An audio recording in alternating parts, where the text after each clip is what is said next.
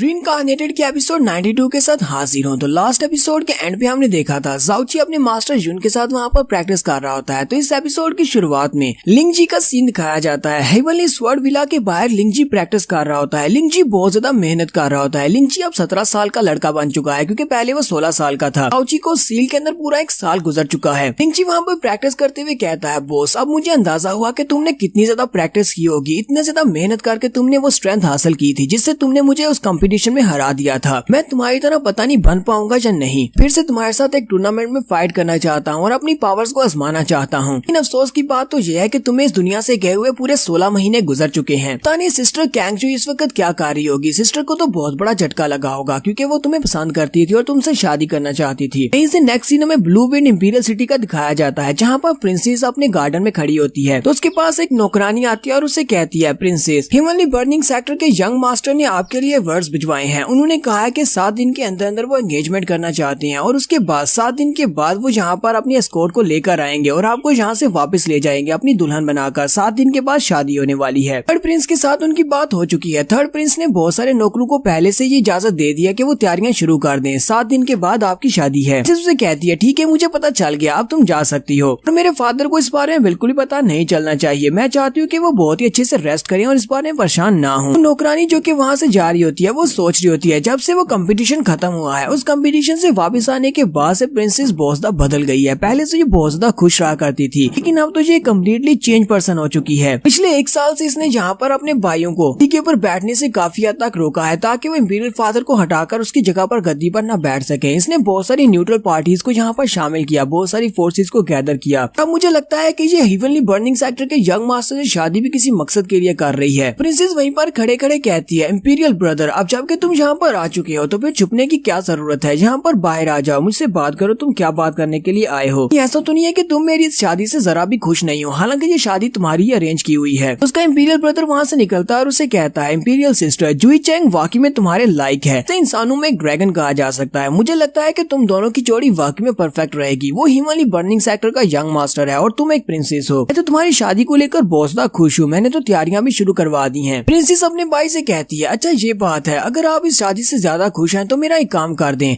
Fan जुई चैन को ये बात फिर से याद करवा देना। इस शादी के लिए मेरी एक शर्त है, उसे अपनी फैमिली के सोल बर्निंग फ्लावर को शादी के गिफ्ट्स में रखना होगा, तभी मैं उसके साथ शादी करके यहाँ से जाऊंगी, वरना ये शादी उसी दिन कैंसिल हो जाएगी जिस दिन वो मुझे लेने के लिए आएगा। फिर साथ ही वो अपने भाई से कहती है, ठीक है अब मैं अपने फादर से मिलने के लिए जा रही हूँ, अगर तुम यहाँ पर रुकना चाहते हो तो रुक सकते हो। कि वहीं से जाते हुए रास्ते में हमें ये अपने असली इरादे के बारे में बताती है कि ये फैन जुई चैन के साथ शादी नहीं करने वाली, बल्कि उससे बर्निंग सोल फ्लावर लेने के बाद शादी की पहली रात ये खुदकुशी कर लेगी। तो वो कहती है, जूनियर ब्रदर जुन प्लीज मुझे माफ करना, पिछले 16 महीने से मैं अकेले ही जिंदा हूँ और तुम वो दूसरी दुनिया में अकेला मेरा इंतजार कर रहे हो। सिर्फ कुछ और दिन की बात है, 7 दिन के बाद मैं भी तुम्हारे पास आ रही हूँ और फिर हम दोनों वहाँ पर एक दूसरे के साथ रहेंगे। यहीं से नेक्स्ट सीन हमारा उस सील के नीचे का दिखाया जाता है। जाउची अभी भी मास्टर के साथ उसके हैंडल के साथ प्रैक्टिस कर रहा होता है। इन जुन भी इस बात से काफी ज्यादा हैरान होते हैं। वो कहते हैं, सिर्फ 16 महीने में इस लड़के ने अपनी स्ट्रेंथ को बहुत ही ज्यादा तेजी के साथ आगे बढ़ाया है। इसकी स्ट्रेंथ बहुत ज्यादा बढ़ चुकी है। तेजी के साथ तो किसी की कल्टीवेशन भी आगे नहीं बढ़ती। सिर्फ एक ही साल में ये स्पिरिट परफॉर्म राम के 1st लेवल से अर्थ परफॉर्म राम के 6th लेवल तक पहुंच चुका है। लड़के को अगर एक जीनियस कहा जाए तो ये वाकई में एक रियल जीनियस है। इसका मुकाबला करने लायक कोई भी नहीं होगा अगर ये वाकई में एम्पर लेवल तक पहुंच जाता है। जाउची कहता है, ये तो वाकई में बहुत ही कमाल की बात है, पर मास्टर के साथ प्रैक्टिस करते हुए मैं अपने बाकी के स्किल्स को भी निखार रहा हूँ। मैंने अपनी star card broken shadow technique को भी मास्टर किया है, तो मैंने 2nd लेवल तक ब्रेक थ्रू किया है, जिसकी वजह से अपने 2 शैडोज क्रिएट कर सकता हूँ, उनको मटेरियलाइज कर सकता हूँ। सीनियर जुन कहते हैं, इस लड़के की स्ट्रेंथ इतनी ज्यादा है कि ये अपने से हाई लेवल के बंदे को हरा सकता है। जैसे कि अभी इसके पास जो स्ट्रेंथ है वो अर्थ परफॉर्म के 6th लेवल पर है, जबकि मेरे पास जो हैंडल की पावर है वो 60% है, जो मेरी 60% पावर के सामने भी बड़े अच्छे से मुकाबला कर रहा है। अगर हम लोग इसके करंट लेवल को छोड़ दें तो मुझे लगता है कि इस वक्त अगर इसका लेवल होना चाहिए था वो स्काई परफॉर्म होना चाहिए था। तो जाउची यहीं पर प्रैक्टिस के दौरान अपने 3rd गेट पुरगाटरी गेट को एक्टिवेट करता है और उसके साथ ही वो हेवनली वुल्फ स्लैश को यूज करते हुए मास्टर जुन के ऊपर अटैक करता है। वहाँ पर एक जबरदस्त धमाका होता है। मास्टर जुन उसे कहते हैं, लिटिल मॉन्स्टर तुम तो वाकई में बहुत ही अच्छे हो। मैं तो सोच भी नहीं सकता कि फ्यूचर में तुम कितनी ज्यादा तरक्की करोगे और कौन से लेवल को हासिल करोगे। मास्टर जुन आगे से हंसना शुरू कर देते हैं और कहते हैं, लगता है कि मैं पागल हो गया हूँ, मेरा दिमाग खराब हो गया है। मैं तुम्हारे जैसे एक मॉन्स्टर को यहाँ पर ट्रेनिंग करवा रहा हूँ ताकि तुम जल्दी से जल्दी स्ट्रॉन्ग बन जाओ और तुम मुझे मार डालो। जितनी जल्दी तुम स्ट्रॉन्ग बनोगे उतनी जल्दी तुम मुझे मार डालोगे। फिर भी मुझे बहुत ज्यादा मजा आ रहा है। जाउची मास्टर जुन से कहता है, मास्टर जुन जुन, बात नहीं है, तुम ना तो पागल हुए ना ही तुम्हारा दिमाग खराब हुआ है, बल्कि तुमने बिल्कुल सही फैसला किया है। तुम यहाँ पर लॉक्ड हो इसलिए तुम यहाँ से निकल नहीं सकते, लेकिन मैं तो यहाँ से निकल सकता हूँ और तुमने खुद ही कहा कि मेरा फ्यूचर लिमिटलेस है। मैं यहाँ से निकल जाऊंगा तो जाने से पहले तुम मुझे अपनी आखिरी ख्वाहिश बता सकते हो। मैं तुम्हारे लिए बाहर जाने के बाद तुम्हारी उस आखिरी ख्वाहिश को जरूर पूरा करूंगा, जहाँ तक हो सके मैं उसे पूरा करूंगा। मास्टर जून जाओची से कहते हैं तो बहुत ही अच्छी बात है कि तुम्हारे जैसा एक अच्छा लड़का मुझे मिला है कि हीवंस ने मेरे पर तरस खाया और तुम्हें मेरे पास भेज दिया। बस अभी भी एक ऐसी चीज है जो कि हमारे डीमन इल्यूजनरी राम के लिए बहुत सा इम्पोर्टेंट है। इस दिन तुम इतने स्ट्रॉन्ग हो जाओ कि तुम मुझे मार डालो, मरने से पहले मैं वो चीज तुम्हें दे दूंगा ताकि तुम वो चीज जाकर उस बंदे को दे सको जिसे मैं तुम्हें देने का कहूंगा। के बाद मैं जहाँ पर आराम और शांति के साथ मर सकता हूँ, मुझे कोई भी अफसोस नहीं होगा। जाओची और मास्टर जून सांस लेने के लिए वहीं पर बैठ जाते हैं। जाओची कहता है हो सकता है मैं पिछले 1 साल से यहाँ पर हूँ, मुझे टाइम के बारे में जरा भी अंदाजा नहीं है, लेकिन मैं अपनी वाइफ किंगजू, लिटिल फेरी, उन दोनों के लिए जरा भी परेशान नहीं हूँ क्योंकि वो दोनों ही एम्परर लेवल की मास्टर्स हैं, दोनों अपना ख्याल रख सकती हैं। लेकिन मुझे सिस्टर ज़ूरो की काफी ज्यादा फिक्र है कि वो वहाँ पर पता नहीं क्या कर रही होगी, वो कैसी होगी। जाओची यहीं पर बैठे बैठे अपनी जेब में हाथ डालता है और अपने लॉकेट को बाहर निकाल लेता है। वो अपने पेंडेंट को निकालकर उसको देख रहा होता है। तो मास्टर जून उसके हाथ में वो पेंडेंट देख लेते हैं। जाओची अपने पेंडेंट को देखते हुए सोच रहा होता है, मैं अपने पेरेंट्स को देखना चाहता हूँ, मैं अपने पेरेंट्स से मिलना चाहता हूँ, देखना चाहता हूँ कि आखिर वो कौन थे जिन्होंने ये पेंडेंट मेरे पास छोड़ दिया, यानी वो अभी तक जिंदा भी होंगे या नहीं। मास्टर जून जैसे ही जाओची के हाथ में उस लॉकेट को देखते हैं जल्दी से आगे बढ़ते हैं और उसे कहते हैं ये तुम्हारे हाथ में क्या है। वो अपने हाथ में पावर्स को रिलीज करते हुए उसके हाथ से उस लॉकेट को छीनने की कोशिश करते हैं। जाओची जल्दी से पीछे की तरफ हट जाता है, वो काफी ज्यादा हैरान होता है। वो जल्दी से जंप करते हुए पीछे हटता है कि मास्टर क्योंकि उसके ऊपर अटैक करके उसके हाथ से वो पेंडेंट छीनने की कोशिश कर रहे होते हैं। जाओची उसे कहता है सीनियर जून क्या तुमने पहले इस चीज को देखा है। मास्टर जून उसे कहते हैं मुझे ये बताओ तुम्हें ये चीज कहाँ से मिली, तुम्हें ये किसने दिया है और ये तुम्हारे पास क्यों है। जाओची सीनियर जून से कहता है ये चीज जब मैं पैदा हुआ था तब से मेरे साथ है, ये एक चीज है जो कि मुझे मेरे पेरेंट्स के साथ जोड़ती है, ये मेरे पेरेंट्स की आखिरी निशानी है। जाओची मास्टर जून से कहता है अब जबकि तुम इस चीज को पहचानते हो तो क्या तुम मुझे बता सकते हो कि ये चीज क्या है, चीज कहाँ से आई है और किसने मुझे दी होगी, क्योंकि अगर तुम इसके मालिक को जानते हो तो सकता है कि मुझे मेरे पेरेंट्स मिल जाए, क्योंकि ये वाला लॉकेट मेरे पेरेंट्स ने मुझे दिया था मेरे पैदा होते वक्त। जून की बात सुनते ही और भी हैरान होते हैं और उसे कहते हैं क्या वाकई में तुम्हारे पेरेंट्स ने ये लॉकेट तुम्हें दिया है। जाओची मास्टर को सारी बात बताता है। वो कहता है मेरे पैदा होने के बाद मेरे पेरेंट्स के ऊपर किसी ने अटैक किया था, मेरे पेरेंट्स वहाँ पर मुझे उन लोगों से नहीं बचा सकते थे, इसी वजह से परफॉर्म राम का एक एक्सपर्ट था कि मेरे फादर का दोस्त था जिसका नाम जाओली था। मेरे फादर ने मुझे जाओली को दे दिया और साथ ही ये पेंडेंट भी उसको दे दिया। जाओली ने अपने बेटे की बलि दे दी और अपनी बेटे की जगह पर मुझे अपना बेटा बना लिया और पाल पोस कर इतना बड़ा किया। जब मैं इतना बड़ा हो गया तो मेरे ग्रैंडफादर ने मुझे ये पेंडेंट दिया और कहा कि ये मेरे पेरेंट्स की आखिरी निशानी है, यही मेरे पैदा होते वक्त मेरे गले में थी। मास्टर यूनो से कहते हैं क्या वाकई में ये पेंडेंट तुम्हारा अपना है, ये बताओ कि इस वक्त तुम्हारी एज कितनी है, जरा अपना बायां हाथ मेरी तरफ करना। जाओची से कहता है मेरे ख्याल में अब मेरी उम्र 19 साल होने वाली है। अपना बायां हाथ उसकी तरफ आगे करता है। मास्टर यूनो अपनी पावर्स को रिलीज करते हुए उसके बाएं हाथ के ऊपर इंसर्ट करते हैं तो उसके बाएं हाथ के ऊपर एक छोटा सा तलवार का निशान बनता है। जाओची भी ये देखकर बहुत सा हैरान हो जाता है और मास्टर यून से कहता है ये क्या चीज है। मास्टर यून आगे से रोना शुरू कर देते हैं, फिर साथ ही वो जोर जोर से हंसना भी शुरू कर देते हैं। वो उसे कहते हैं ये मेरी यून फैमिली का मार्क है। ये मार्क इस बात की निशानी है कि तुम यून फैमिली की रॉयल फैमिली की ब्लड लाइन के मालिक हो, यानी कि तुम्हारे पास अनअवेकेंड हैंडल की पावर है। इस बात का सबूत है कि तुम मेरी ही फैमिली के एक लड़के हो, सिर्फ मेरी फैमिली के, बल्कि तुम मेरे बायोलॉजिकल ग्रैंडसन हो, मैं तुम्हारा दादा हूँ। जाओची कहता है ऐसा कैसे हो सकता है, इतना बड़ा कोइंसिडेंस कैसे हो सकता है कि तुम मेरे ग्रैंडपा निकल आए हो, तुम तो एक डीमन हो। मास्टर यून उसे कहते हैं मैं तुम्हें इस बात को समझाता हूँ, तुम्हारे हाथ के ऊपर इस मार्क का होना इस बात का सबूत है कि तुम मेरी यून फैमिली से हो। तुम्हारे गले में इस पेंडेंट का होना इस बात की निशानी है तुम मेरे ही पोते हो, क्योंकि ये वाला पेंडेंट इसकी रक्षा की जिम्मेदारी मुझे दी गई थी। ये पेंडेंट पहले मेरे पास था, बाद ये पेंडेंट मैंने अपने बेटे को दे दिया और मेरा बेटा जब 20 साल पहले यहाँ पर मुझे ढूंढने के लिए आया होगा तो उसने तुम्हें ये पेंडेंट दे दिया होगा। जाओची ये ग्रैंडपा उसे कहते हैं क्या तुम्हें वो दिन याद है जब तुम इस बड़ी सी सील के अंदर मैं खींच कर लाया था। दिन हिमालय रीजन के उस बंदे ने क्या कहा था, लिंग जून ने क्या कहा था, कहा था कि 20 साल पहले बेटा और मेरी बहू यहाँ पर मुझे ढूंढते हुए आए थे हिमालय रीजन में, यहाँ पर उन लोगों ने उसके ऊपर अटैक किया था। तुम वाकई में मेरे पोते हो, तुम मेरे बेटे और मेरी बहू के बच्चे हो जो वो स्काई परफॉर्म राम में छोड़कर वापस चले गए हैं। पता नहीं वो दोनों किस हाल में होंगे, वो इल्यूजनरी डीमन राम में वापस चले गए हैं, यहाँ पे यहीं पर उन्हें मार दिया गया, मुझे इस बारे में नहीं पता। लेकिन अगर तुम्हें लगता है कि तुम मेरी बात पर भरोसा नहीं कर सकते तो हम लोग यहाँ पर एक और काम कर सकते हैं। वो अपने हाथ के ऊपर कट लगाता है, अपने ब्लड को निकालता है और कहता है हम लोग यहाँ पर अपना डीएनए टेस्ट कर लेते हैं। लोग यहाँ पर इसे डीएनए टेस्ट नहीं बल्कि पैटर्निटी टेस्ट कह रहे हैं। जाओची कहता है चलो ठीक है फिर ये टेस्ट कर लेते हैं। वो भी अपनी उंगली के ऊपर कट लगाता है और अपना ब्लड निकालता है और अपने दादाजी के हाथ के ऊपर जो ब्लड होता है उसमें उस ब्लड के ड्रॉप को मिक्स करता है और वो दोनों ब्लड ड्रॉप्स आपस में मिक्स मिक्स हो जाते हैं। जाओची भी ये देखकर बहुत ज्यादा हैरान होता है और कहता है ये दोनों ब्लड ड्रॉप्स तो आपस में मिक्स हो गए, इसका मतलब ये है कि आप वाकई में मेरे दादाजी हो। तो यहाँ पर हम लोग अपनी एपिसोड 92 का एंड करेंगे। नेक्स्ट एपिसोड में देखेंगे कि ये ग्रैंडफादर और पोता ये दोनों यहाँ पर क्या करने वाले हैं, ये दोनों इस सील के अंदर से बाहर कैसे निकलेंगे। एपिसोड की एक्सप्लेनेशन अच्छी लगी हो तो कमेंट करके जरूर बताइएगा। चैनल को सब्सक्राइब कर दें, वीडियो को लाइक और शेयर कर दें। शुक्रिया।